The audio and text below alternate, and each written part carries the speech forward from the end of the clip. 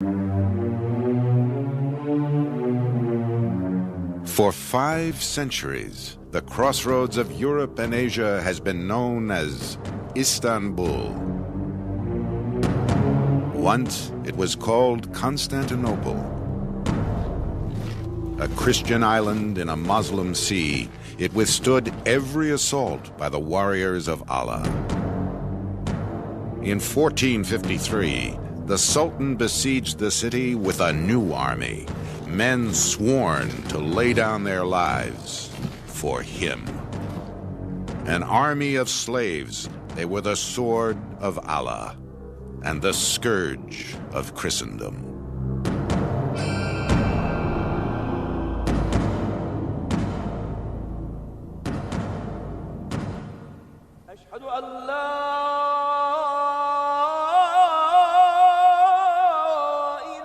In the 15th century, Christian Europe stared into the face of unholy terror.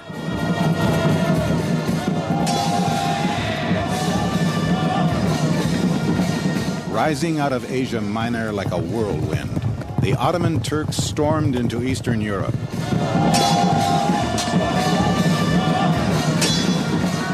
City after city fell, Christians trembled, and the Pope called for a new crusade against the heretics of Islam.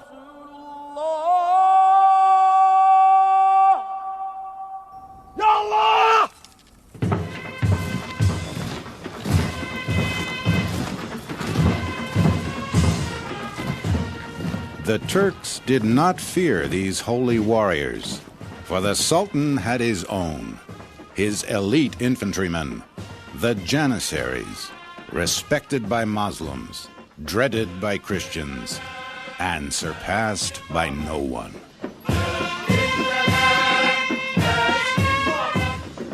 Bukri Haydar was a Janissary, a slave, the personal property of the Sultan.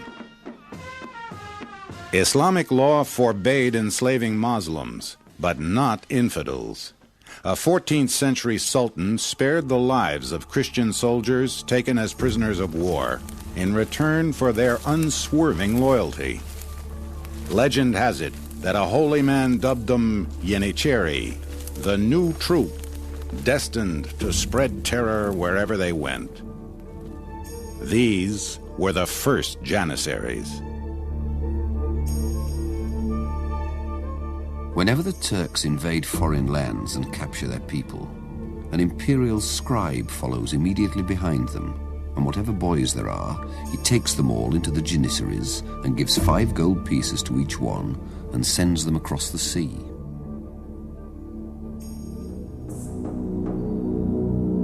The Ottoman Empire was soon growing faster than its army. In 1438, the Sultan levied a tax on every Christian family under his rule. The payment, one of their sons.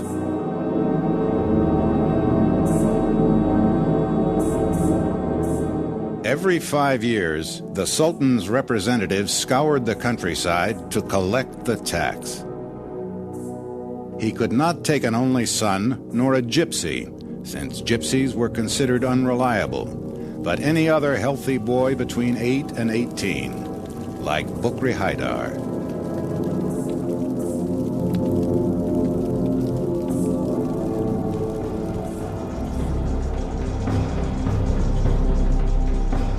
From their Balkan villages, 2,000 recruits were marched hundreds of miles to the Sultan's court. At the Ottoman capital, Edirne, Bukri Haydar was rigorously tested in mind and body. How he fared would decide his service. The most gifted were sent to the Sultan's palace to be trained as his bodyguards. In time, many would lead his government and his army. The majority of slave boys were destined for the rank and file of the Janissary Corps. Bukri Haydar was first sent to the estate of a Turkish noble to work as a farmhand. There he learned the Turkish language and faith, surrendering his Christian name for a Muslim one. 3 or 4 years later, he returned to Edirne to learn a trade: masonry, carpentry, or blacksmithing. The future leaders of the Janissary Corps had a stricter education. Supervised by the chief eunuch, the boys were kept at the Sultan's palace under lock and key.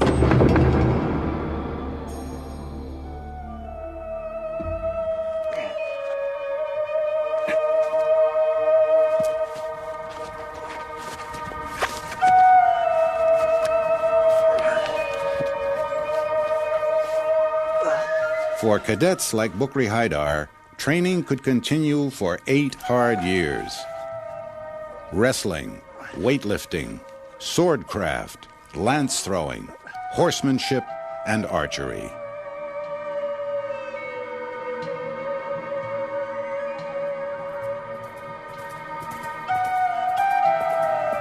They have the adroitness to shoot their arrows so very accurately that they hardly ever fail to hit man or horse.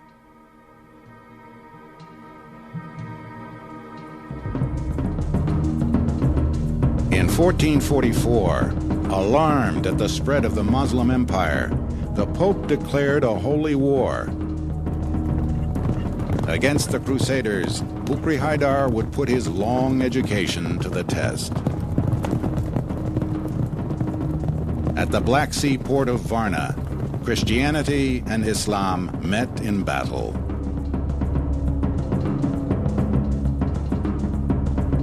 The Christian leader, the King of Hungary, formed his lines. On his right, mercenaries and French knights. On his left, soldiers led by Vlad II, the father of Count Dracula. Across the field, the Sultan likewise placed himself in the center, with his trusted Janissaries. The Janissaries before him, and behind them the camels, and a trench is made up all around, and a rampart heaped up next to it.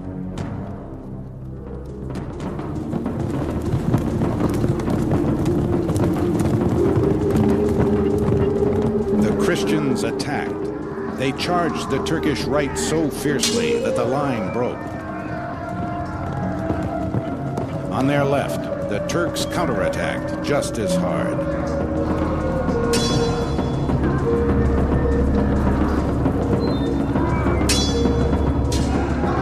The battle went on until the afternoon, and heads rolled on the field like pebbles. By evening, weakened and facing defeat, the Ottoman army took flight. Only the Janissaries remained. The Janissaries sought out a place at the foot of the mountains among some gorges and tall heather, so that the enemy could not notice that there was any trench before them. And leaving the first trenches, they pretended to take flight.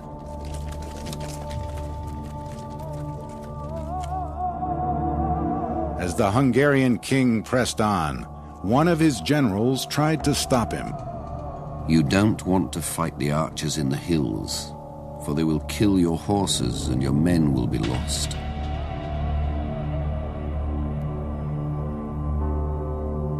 No 2 Janissaries carried the same weapons, save for the bow. Bukri Haidar had long ago mastered the skill of archery. From far off, his arrows rained down on the Crusaders.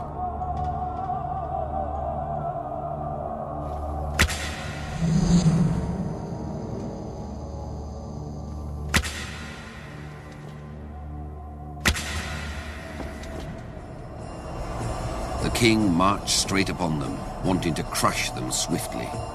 Thus, this gorge became completely full of cavalry.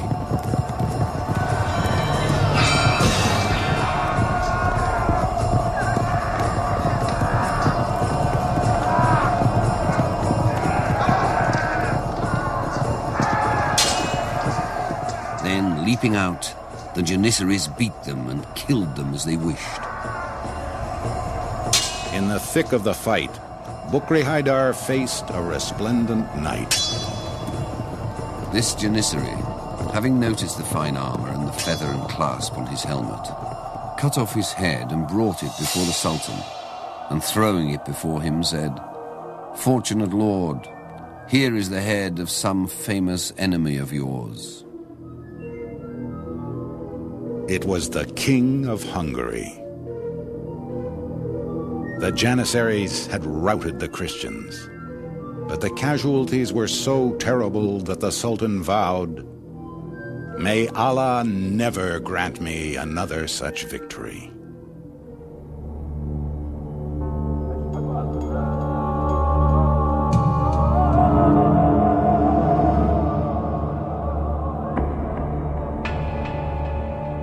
Bukri Haidar was rewarded with promotion.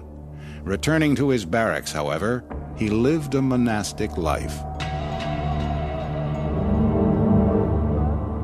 As a slave, he was forbidden to drink, gamble, or marry. All his time was spent training for war. Better prospects would come only by distinguishing himself before his master, the Sultan.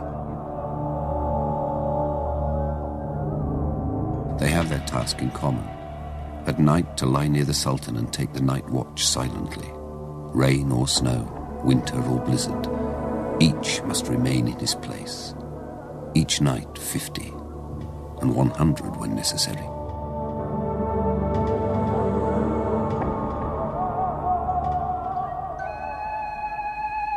Even slaves had to be kept satisfied if their loyalty was to be kept. Bukri Haidar received an allowance for weapons, a bonus whenever a new sultan took power, and his regular wages.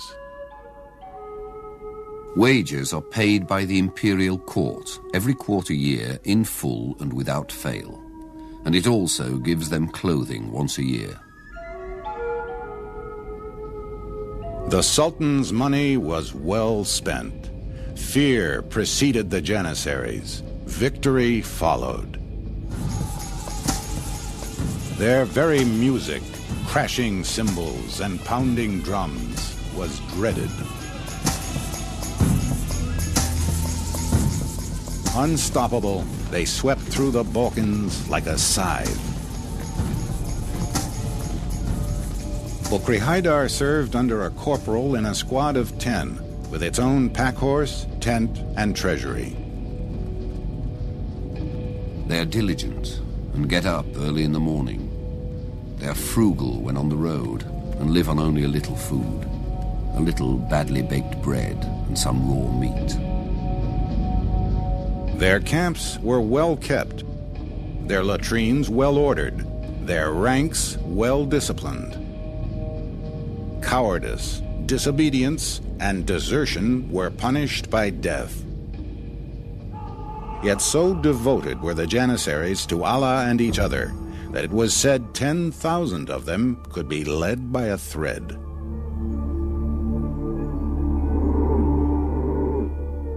Nine years after the Battle of Varna, the Janissaries came to the last bastion of Christendom in the East, Constantinople. Like his forefathers, the new Sultan, Mehmet II, had long eyed this prize. 30 years before, his father had tried to take the city and failed. Mehmet would prepare better. In March 1452, Mehmet Bey the Turk set about building a fine castle 6 miles from Constantinople, towards the mouth of the Black Sea. It had 14 towers, of which the 5 principal ones were covered in lead and very strongly built. And it was made for the express purpose of taking the city of Constantinople. Towering over the straits of the Bosphorus, this citadel blocked any ship from sailing into Constantinople. The Turks called their new fortress the Throat Cutter. Surrounded and outnumbered, the defenders of Constantinople placed their trust in a double wall, 100 feet wide, surrounded by a moat. Against the Turks, it had always proved impregnable. By sea, the city was protected by only a single wall, but it too was unapproachable. A heavy iron chain, slung across the narrow stretch of water called the Golden Horn, sealed off the harbor from Turkish vessels. On April 2nd, 1453, the first troops came into sight of Constantinople. The Sultan approached and placed his forces so that they extended from one sea to another. On a hill near the city, the Sultan made his camp, ringed by thousands of his warriors. The ground was completely invisible, being covered with Turks, particularly the Janissaries, who were the fiercest of all the Turkish soldiers.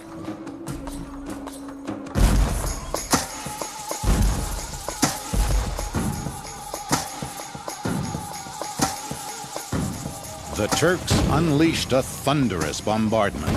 Huge chunks of the city's walls collapsed. Under cover of darkness, the defenders rebuilt them. The Turks fared no better by sea. Their first attempt to capture the Golden Horn ended in disaster. Christian galleys showered them with burning arrows. Many ships were lost, along with 12,000 men. Enraged, the Sultan had his admiral deposed and flogged, and distributed his possessions among the Janissaries.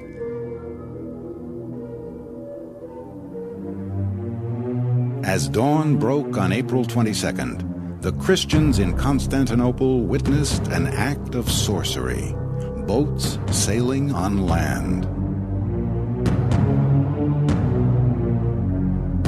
Since Mehmet's ships could not get past the chain guarding the Golden Horn, they would go around it.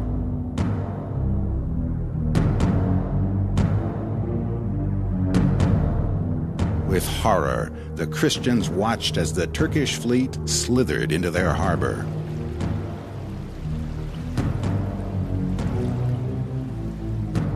Bukri Haydar knew the great assault was coming. His spirits soared. Allah would make a special place in paradise for the first Muslim to set foot in Constantinople.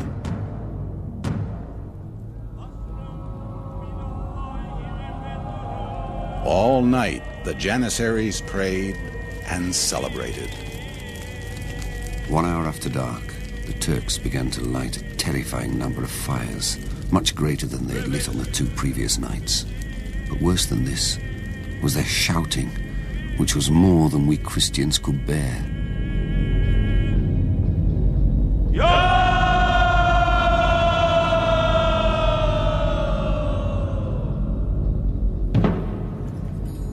At dawn, they heard a chilling sound. The Janissary musicians beating out the march of attack.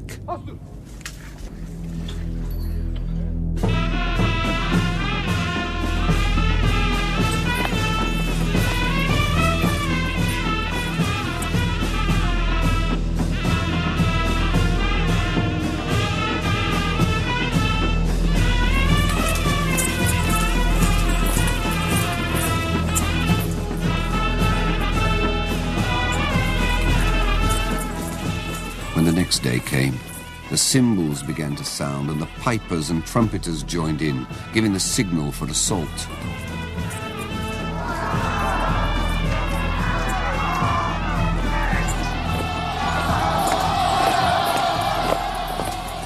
After several hours of desperate fighting, the first wave gave up, exhausted. The Sultan turned to his Janissaries. My Janissaries, my children, you have shown your bravery wherever I have campaigned.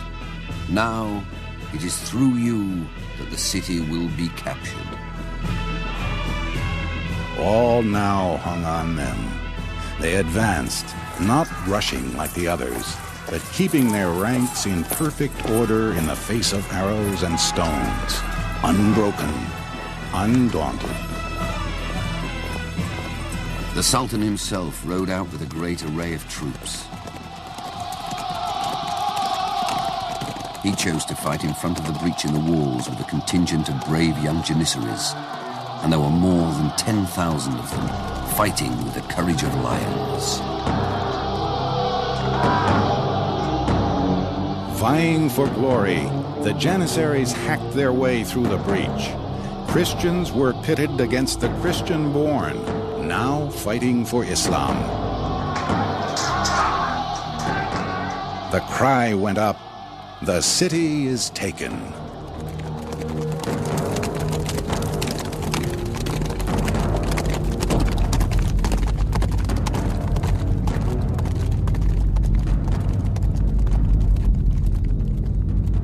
Having won honor, the Janissaries now sought plunder. Decades later, the Turks would still refer to men who owned wealth above their station as one who took part in the siege of Constantinople. The Sultan moved the Ottoman capital to Constantinople, renamed it Istanbul, and ushered in a golden age for the empire.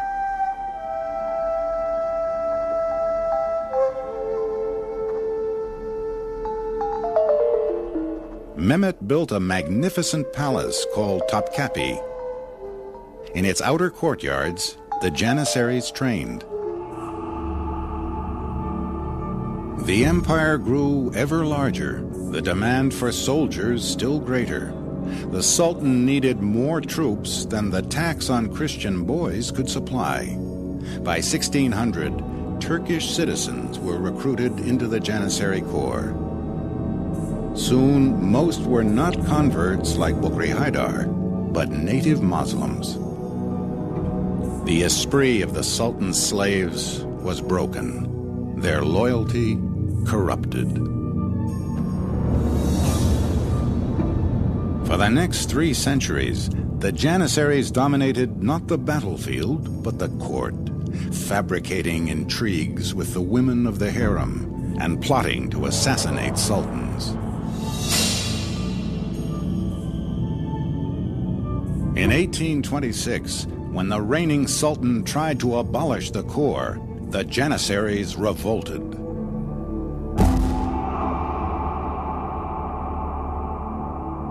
The sultan retaliated by wheeling his cannon up to their barracks and opening fire. Most of the Janissaries were killed. The rest were taken to the public square and executed. What the Sultan had created, he destroyed. An army of slaves serving no one but him.